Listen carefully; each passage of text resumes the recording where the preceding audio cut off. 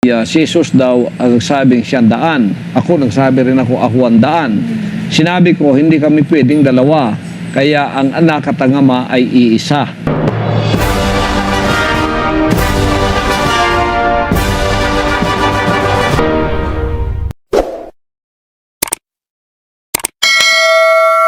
Isang mapagpalang araw po mga kapanalig, ito po si Tatang Larry Lam Comalyari. Ang pag-uusapan po natin ngayon ay ukol sa mga tanda sa pagdating ng kawakasan ng panahon. O ito po yung tinatawag na end times. Kapansin-pansin po ngayon sa ating kapanahon ay nagkalat po ang maraming mga sekta na itinatag ng iba't ibang mga tao. Mga sekta ng pananampalataya na nagsulputan hindi lamang po dito sa ating bansa, kundi sa iba't ibang panig po ng mundo. Ang nangyayari pong ito ay ibinabala na ng ating Panginoong Hesukristo noong mga panahong siya'y nakikipamuhay pa dito sa lupa. Para maunawaan po natin ang babala ng ating Panginoong Hesukristo, mga kapanalig, basahin po natin ang nakasulat sa aklat ng Mateo, Kabanata 24 at talatang 26. Ito po ang sinasabi. Kaya kung may nagsasabi sa inyo, tingnan mo, nandito na ang Kristo o nando na siya, huwag kayong maniniwala. So mismo ang ating Panginoong Hesukristo po ay nagbanta sa atin. At nagsabi, kung may magsasabi sa inyo, tingnan nyo, nandito ang Kristo, nandun ang Kristo, huwag po kayong maniniwala sa kanila. Sapagkat ito po'y bahagi ng mga maraming bulaang propetang lumitaw ngayon sa buong mundo. Alam po ninyo, ang mga sektang ito, lalo na yung mga mayroong nagpapanggap na Kristo, Messiah, tagapagligtas, appointed Son of God, ito po yung mga manluloko ng mga libu-libong mga tao, hindi lamang po sa ating bansa, kundi sa iba't ibang panig po ng mundo. Halos minsan umaabot pa po sa milyon. Yung mga naloloko nila na bandang uli ay nagiging tagasunod po ng kanilang sekta. Kaya sa bahagi pong ito sa unang episode ng ating pag-aaral, huwag na po tayong lumayo sa ibang bansa. Sapagkat kapag pinag-aralan natin, sa totoo lang, napakarami po na nagpapakilalang Kristo na mula sa iba't ibang bansa. Merong taga-Korea, may taga-Russia. Marami po yan. Hindi lang po sa Asia, mga kapanalig, maging sa Europa, may mga nagpapakilalang mga Kristo. Meron pa nga sa Mexico. Pero mas maganda, pag-usapan muna po natin, yung sariling atin. Walang iba kundi si Pastor Apollo C. Quiboloy. Kilalanin po natin si Pastor Quiboloy at alamin paano nag-umpisa ang pangangaral niya. Ba't humantong na nagtatag siya ng sariling sekta? Bakit umabot na inaangkin niya na siya ang Mesiyas? Ang Kingdom of Jesus Christ po na isang sekta, Kingdom of Jesus Christ, the name above every name, ito po ay isang lokal na non-sectarian na sekta. At ito nga po ay itinatag noong September 1st, 1985 sa Agdao, Davao City. At ito po ay itinatag ni Ginoong Apollo C. Quiboloy. Alam po ninyo, si Apollo Quiboloy po ay anak ng isang protestante. Ang kanya pong ama ay nagngangalang Jose Quiboloy. Kalaunan po ang kanyang ama mula sa pagiging protestante, lumipat po ito sa isang sekta ng Pentecostal. Isang sekta ng pananampalataya, ito po ay nakabase sa Amerika. Pananampalatayang Pentecostal ang kinalakihan ni Pastor Quiboloy. Ano po ang katunayan? Katunayan, pinamunuan niya ang UPCP Youth Organization noong 1974. Ang ibig sabihin po ng UPCP, United Pentecostal Church of the Philippines. At sa isang pangyayari po noong 1971, si Apollo Quiboloy po ay natiwalag sa sinasabing sekta ng Pentecostal. Kaya ang nangyari, ayon po sa mga kwento, sa mga nakakaalam at ito na may nailathala sa social media, si Apollo Quiboloy daw po ay nagsisi sa nagawang pagkakamali at humingi ng tawad sa pamunuan ng Pentecostal. Kaya ang nangyari, muli po siyang tinanggap ng Pentecostal na makabalik bilang kaanib ng sektang itinalaga na po si Pastor Apollo C. Quiboloy bilang tagapagturo o pastor ng Pentecostal sa kanilang simbahan dyan sa Agdao, sa Davao City. Muli na naman siyang naharap sa isang kontrobersya. Siya po ay inimbestigahan ng pamunuan ng Pentecostal. Ito sa halip po na harapin ni Apollo Kibuloy yung investigasyon laban sa kanya, sa halip na linisin niya ang kanyang pangalan at pabulaanan niya yung aligasyon laban sa kanya, nagpasya na po si Apollo Kibuloy na kusang umalis sa sektang iyon ng Pentecostal. At sinimula na ni Pastor Kibuloy ang pagbuo ng kanyang sariling sekta.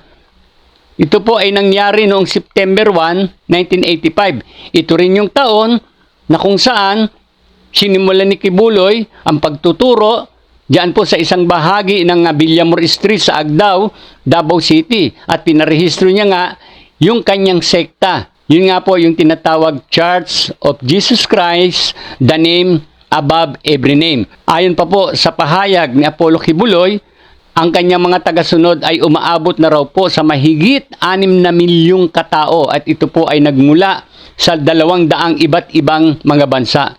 Ang mga tagasunod po ni Apollo Kibuloy, yung miyembro ng kanyang Kingdom of Jesus Christ, ay naniniwala sa pag-angkin ni Apollo Kibuloy bilang appointed son of God.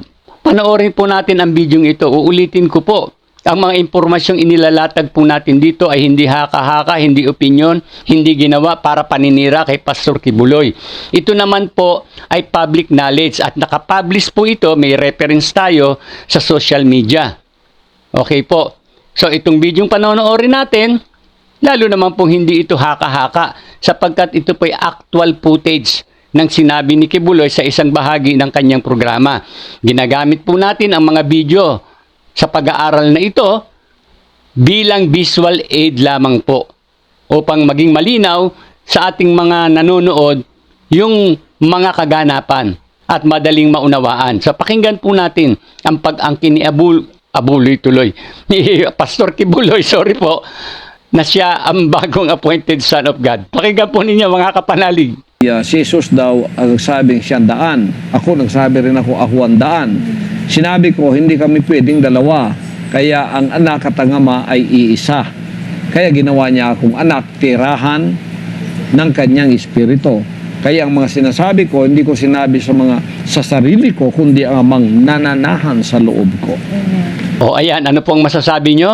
Ang sabi daw ni Jesus Christ, ako ang daan. Kasi may sinabi po ang ating Panginoong Jesucristo ako ang daan, ako ang katotohanan, at ako ang buhay. Sinabihan daw po ni Apollo Kibuloy ang Panginoon, teka, hindi pwedeng dalawa tayo. Kaya nagpasya daw ang Diyos na siya na lang. Kaya siya at ang Ama ay iisa. Alam niyo po, hindi ka panipaniwala pero ewan ko anong nangyari. Bakit maraming taong naloko?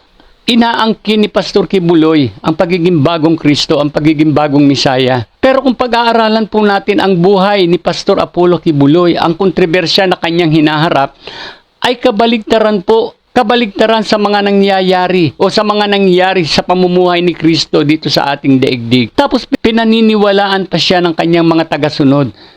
Gayong napakalayo ng kanyang pamumuhay sa buhay ng ating Panginoong Jesucristo. Alam niyo po ba si Pastor Kibuloy ay marangyang namumuhay sa isang compound dyan sa paanan ng Mount Apo, dyan sa Davao City.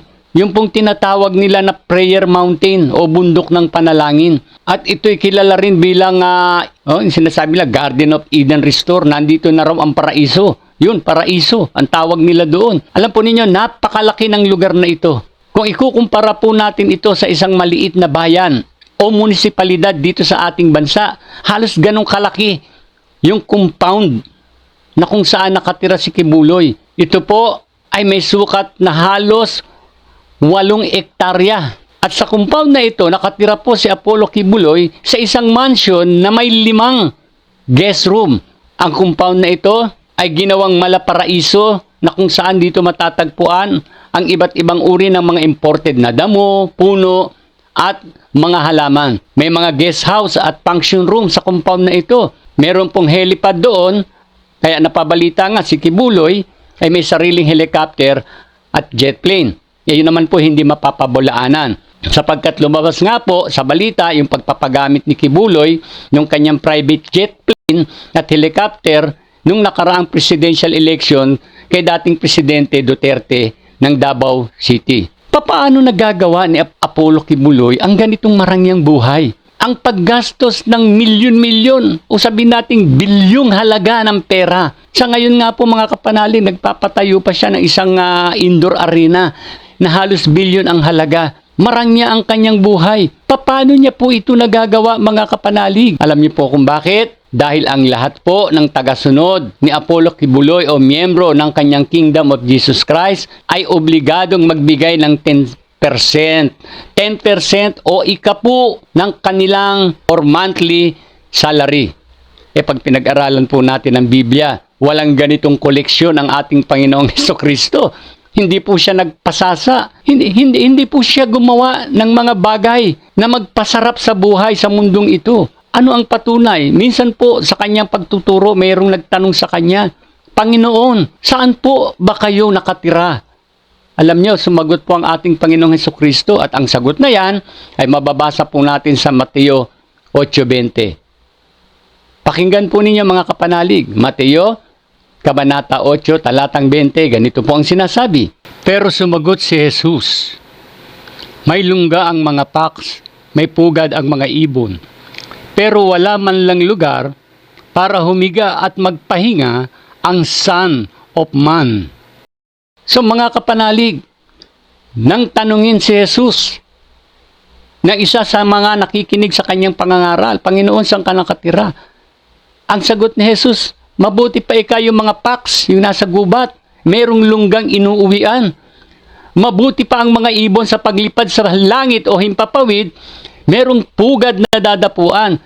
Samantalang ang anak ng tao ay walang lugar na kung saan pwedeng magpahinga. Siya ang tinutukoy ang kanyang sarili. Ano po ang ibig sabihin nito? Si Jesus po ay nagkaroon lamang ng simpleng buhay sa panahon ng kanyang pakikituluyan dito sa ating daigdig. Siya po ay namuhay ng simple nang may pagsasakripisyo. Bakit may pagsasakripisyo? Sapagkat ang layunin po ni Jesus sa mundo hindi magpasarap, hindi magpasasa sa pera o anumang bagay ng ibang tao. Ang kanyang layunin dito magsakripisyo, ibigay ang kanyang buhay para sa kaligtasan po ng sangkatauhan. Ngayon, pinag-usapan natin yung mga kontrobersya nung si Kibuloy po ay nasa Pentecostal pa. Kahit itong mga huling panahon na ito, si Kibuloy ay sangkot pa rin sa mga kontrobersyal. Alam niyo po ba noong November 21, si Apollo Kibuloy at ang ilan sa kanyang mga kasamahan ay isinakdal po sa kasong di umano'y sex trafficking ng Federal Grand Jury sa United States of America. Sa isa nga pong online post ng BBC, ito po ang headline, Mega Church Leader who calls himself the Son of God, charged with sex trafficking. Yan po ang laman ng balita. So para maunawaan natin, tingnan po natin yung ilang bahagi ng balita.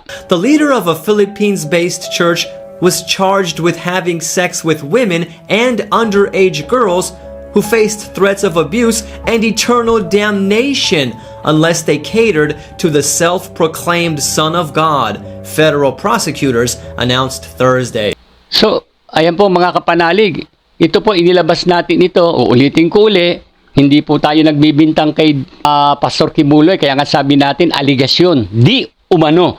Hindi pa naman po siya convicted dito. Pero bilang pinuno ng isang sektang pananampalataya, at ikaw ay masasangkot sa mga ganitong kaso, anong ibig sabihin nito? Ano po ito? So para mas malinawan natin, may paalala si Jesus na babala tungkol dito sa nangyayaring ganito sa mga nagpapanggap na Kristo o bulaang propeta. Basahin po natin 15 hanggang 17, pakinggan po ninyo. Mag-ingat kayo sa mga fake na prophets. Lumalapit sila sa inyo na parang maamong tupa, pero ang totoo mababangis na wolf sila. Makikilala mo sila sa mga gawa nila. Mabuti ang bunga ng mabuting puno, pero masama ang bunga ng masamang puno. Dahil po sa pagkakasangkot ni Pastor Apollo Kibuloy sa nabanggit na kaso na di umano'y sex trafficking, ito'y isang masamang indikasyon po. Ang sabi nga ni Kristo ng ating Panginoon, mag-iingat kayo yung mga taong lumalapit sa inyo. Nagbabait-baitan pero lobong maninila. Sabi nga, ang punong masama, nagbubunga ng masama. Si Kibuloy bilang puno ng isang sekta ng pananampalataya at biglang kakasuhan ng di umano involved sa sex trafficking, binabala ni Kristo yan. Malinaw ang sinabi ni Kristo, ang mabuting puno, nagbubunga ng mabuti at ang masamang puno ay nagbubunga ng masama. Tanong, kung ikaw ba ay pinuno ng isang sekta at mapagbintangan ka, hindi ko sinabing kinumbik, hindi ko sinabing convicted si Kibuloy, pagbibintangan ka, na-involve ka sa sex trafficking, yan ba'y mabuting bunga ng isang puno, mga kapanalig? Kayo po ang humatol, kayo ang humusga sa sarili nyo. Kung dapat paniwalaan si Apollo Kibuloy. Para po sa inyong lingkod, tiyak na si Apollo Kibuloy po ay bulaang mga ngaral at peking Kristo. Kaya ano po ang babala ng Biblia sa atin kapag naka-encounter tayo ng mga katulad ni Apollo Kibuloy na nagpapanggap na Kristo. Hindi lamang si Apollo Kibuloy, kundi sa iba't ibang bahagi ng mundo. Pakinggan po ninyo ang nakasulat sa aklat ng Marcos, Kabanata 13, talatang 21, ganito po ang sinasabi. Susulpot ang mga nagkukunwaring Christ at mga nagpapanggap na prophets, gagawa sila ng mga himala at kababalaghan para lokohin kung pwede kahit ang mga pinili ng Diyos. So ayon na rin po sa nakasulat sa Biblia, mga kapanalig, yung mga taong susulpot, may darating na nagpapakilalang Kristo, yung mga taong nagpapakilalang Mesayas, daan ng kaligtasan, appointed Son of God, sila po ay mga manloloko. Hindi ko po sinasabing si Kibuloy ay manloloko, pero inaangkin niya na siya ang newly appointed Son of God. Ibig sabihin siya ang Kristo. Sabi ng Biblia, pag may nagpapakilalang Kristo, ang mga yan ay manloloko. Kaya mag-ingat po tayo na sana huwag tayo mabiktima ng mga nagpapanggap na manloloko. Muli po, maraming salamat po sa inyong pagsuporta sa ating talakayan. At sana po ay huwag po ninyong kalimutang mag-like, mag-subscribe. At i-share po ninyo ang ating YouTube channel, ang Tatang Larry TV, sa ating iba pang mga kapanalig. So muli, maraming salamat po sa inyong lahat hanggang sa susunod na episode ng ating ginagawang paglalahad ng katotohanan. Ito po si Tatang Larry Lam Comalyari. Ako po ay laging nagsasabing, sumainyo ang katotohanan.